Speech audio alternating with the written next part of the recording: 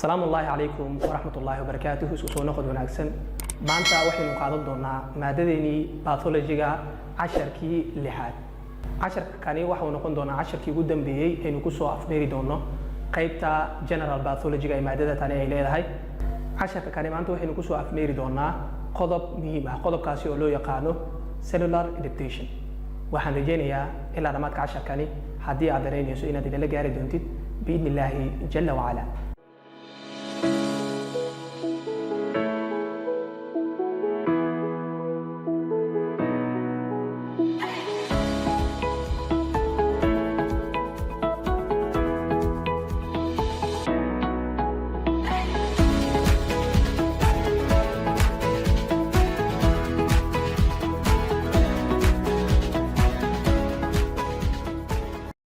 marka inuu ka hadalno cellular adaptations waa isbedelo reversible ah oo ay micnaheedu tahay waa isbedelo soo laaban kara laguna soo celin kara ama ku soo laaban kara qaabkii hore ee normalka uu ahaa unugii.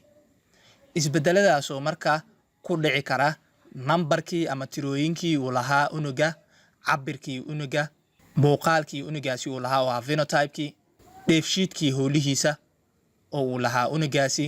Isbedeladaas xataa ku dhici kara shaqooyinka uu qabto unugaasi. Dhammaan inta aynu soo sheegno waxa ay noqonayaan marka response jawaabtaas oo ay ka bixin doonaan isbedelkii ka dhacay deegaankooda. Isbedelkii ka dhacay deegaankoodii ayaa waxay u noqon doonaan jawaabtii. Xubin haddii ay ku dhacdo increase in number, xubin haddii ay ku dhacdo increase in size, nooc walbo ama ay yaraataba waxaa imaan doona marka in intaani midkood uu yimaado. Sidaa darteed cellular adaptation marka wuxuu noqon doonaa response jawaab celintaas oo marka laga bixin doono isbedeladii ku yimid goobtaasi. Cellular adaptation marka waxa uu noqon karaa laba midkood. Haddii aynu sii cadeyno waxa uu ku imaan karaa marka physiologic waa uu ku imaan karaa, waxa kale oo uu ku imaan karaa pathologic. Marka laga hadlayo marka causes of cellular adaptation laba ayay noqon karaan in ay ku yimaadaan qaab physiologic ah ama qaab pathologic ah. marka laga hadlayo noocyadiisa waxa uu caansan afarta qaybood oo kala ah kuwa halkani inoogu xusan, kuwaas oo noqon doono hypertrophy, hyperplasia, atrophy iyo metaplasia. Waa maxay hypertrophy? Waa maxay hyperplasia? Waa maxay atrophy? Metaplasia maxay tahay?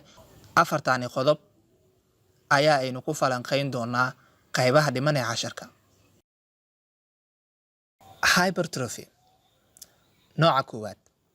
Hypertrophy markaynu ka hadalno waxa uu noqon doonaa cabirka selka markuu ku yimaado kobac, taasoo ka dhalan doonta marka in uu kobac ku yimaado cabirkii xubintaasi ay lahayd ayaa loo yaqaanaa hypertrophy. Waxay u dhici kartaa laba midkood ama waxaaba keeni kara in hypertrophy uu ku dhaca xubintaasi laba midkood. Labadaasi oo noqon karta physiologic ama pathologic. Physiologic haddaynu tusaale u qaadano, physiologic waxaa noqon kara ama keeni karaba physiological ahaan.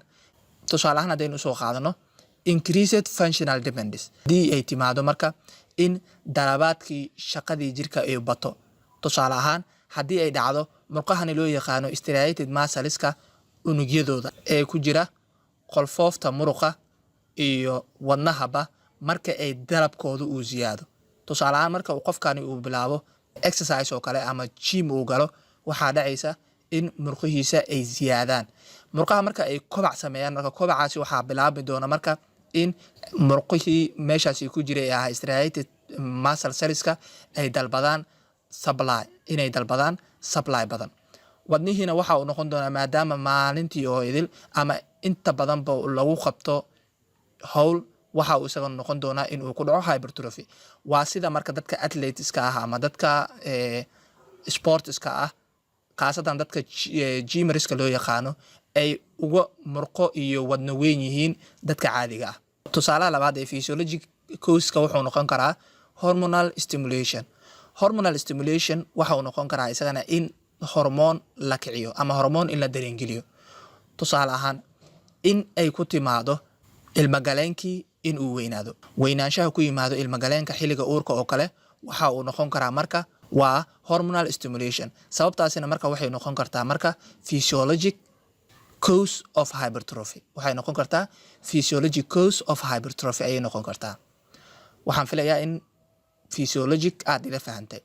Pathologic haddaynu fiirino in wadnaha uu weynaado, weynaanshaha wadnahaasi ku yimid waxaa sababteeda lahaan kara marka blood pressure-ka oo ziyaado noqda ama in cudur uu ku yimaado aortic valveski ayaa waxa ay keeni kartaa in uu ku dhaco wadnihii hypertrophy. taasina marka sababteeda waxay ku timid physiological ma ahane waa pathological cause of hypertrophy. nooca labaad waxaa loo yaqaanaa hyperplasia. noocani labaad ereyga hyperplasia waxaa laga keenay ugub ahaan erey luuqadda Giriiga ah, ereygaas oo ah hyperplasia oo micnaheedu ay tahay hyper oo ah over, plasia oo micnaheedu tahay formation. marka micnaha haddaynu u dhigno waa over formation, in samaysankii uu xadka ka baxo. tani marka waxay noqon kartaa marka inuu qeexno waa kobac ku yimaada number of cells, kobac ku yimaada tiradii unugyada, taasoo ka dhalan karta marka in uu ziyaado cabirkii xubintaasi, taasoo kaliya dhici karta unugyada haddii ay awoodaan in ay sameeyaan replication oo ah in ay sameeyaan iskoobiyeyn kaliya ayay imaan kartaa. marka causeskiisa laga hadlayo waxa uu dhici karaa physiologic cause waa uu yeelan karaa, pathologic cause waa uu yeelan karaa. markaynu fiirno physiologic cause-ka tusaale waxaanu ugu filan hormonal hyperplasia. hormonal hyperplasia marka waa hyperplasia ku timid dhanka hormoniska. hormonal hyperplasia waxaa soo hoosgala weynaanshaha ku timaada naasaha dumarka xilliga qaangaarka. pathologic cause haddaynu fiirno waxa uu noqon karaa raysashada dhaawac.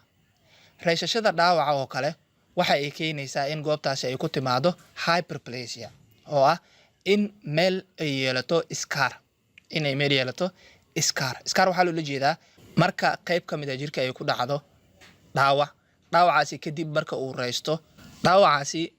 raysto kadib jirka waxa uu ku reebi doonaa calaamadaasi ayaa loo yaqaanaa marka scar. sida dadka wejiga calaamadaha ku leh oo kale ee dhaawacyada soo gaaray ee inta badan baad aragtaan, calaamadahaasi wejiyadooda ku haray ayaa marka waxa ay noqonaysaa pathologic hyperplasia. qaybta saddexaad waxaa loo yaqaanaa atrophy. atrophy markaynu qeexno waa isu ururidda uu isu soo ururo unuga cabirkiisa, taasoo ay keentay in la waayay waxyaabihii selka ku jiray, taasoo inta badan ku imaan karta marka physiologic iyo pathologic ba. markaynu leenahay waxay ku imaan kartaa physiologic haddii ay yaraato, tusaale ahaan haddii ay yaraato workloadkii oo ay micnaheedu tahay haddii uu yaraado xamuulkii ama waxyaabihii nutrientskii iyo enzymeski iyo electrolyteskii la keenayay unuga ay yaraadaan, ama ay dhacdo in nafaqo ku filan uusan helin unugii, waxaa dhacaya marka unugyadii inay sameeyaan shrinkage kaasoo marka noqon doona marka atrophy.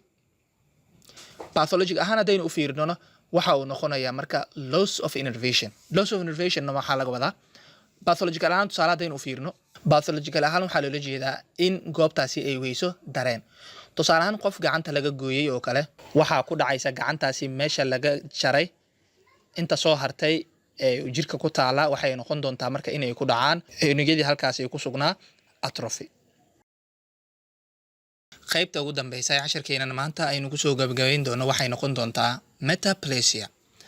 ereyga kani ee metaplasia waxaa laga keenay asal ahaan luuqadda Giriiga, waxa uuna u taagan yahay beddelka qaabkii. haddii aynu qeexno metaplasia waa isbeddel loo celin karo qaabkii hore uu ahaa ee normalka loo celin karo, irreversible ma ahan, waa reversible, kaasoo unuga lagu bedeli doono sel kale. waxay u dhici kartaa iyadana physiologic iyo pathologic ba. markaynu fiirno pathologic cause-ka waxa uu noqon karaa metaplasia ku dhaca endocervix-ka. endocervix-ka oo ah endocervix waxaa la yidhahdaa minka gudihiisa. gudaha minka waxaa ku jira marka ama uu ka samaysan yahay tissue loo yaqaano columnar epithelium. columnar epithelium-kaas ayaa physiological ahaan kobaca unuga ama koritaanka unuga inta lagu jiro waxaa loo bedelaa squamous epithelium. pathological ahaan haddaynu fiirinana waxay noqon kartaa secret smoking. Cabidda sigaarka waxaa dhacaysa marka qofka uu qaato in unugyada loo yaqaano in nudayaasha loo yaqaano pseudo stratified columnar epithelium in lagu bedelo squamous epithelium. In squamous epithelium lagu bedelo pseudo stratified columnar epithelium ayaa waxaa iyagana qayb ka tahay pathologic metaplasia. waxaa halkan inoogu dhamaaday koorsadeenii general pathology-ga ee inoo soo socotay in muddo ah. koorsadani oo ka koobneed 6 cashar oo muhiim ah. waxaan filayaa in intay inoo soo socotay koorsada tani inaad wax badan ka faa'iideen. waxaan idinkaga mahadcelinayaa muuqaalka maadaama aad soo gaartay ilaa dhamaadka. waxaan kaa codsanayaa inaad like noo saartid, la wadaagtid asxaabtaada. koorsada xigta intaynu ku kulmi doonno waxaan idinkaga tegayaa. السلام عليكم ورحمة الله وبركاته.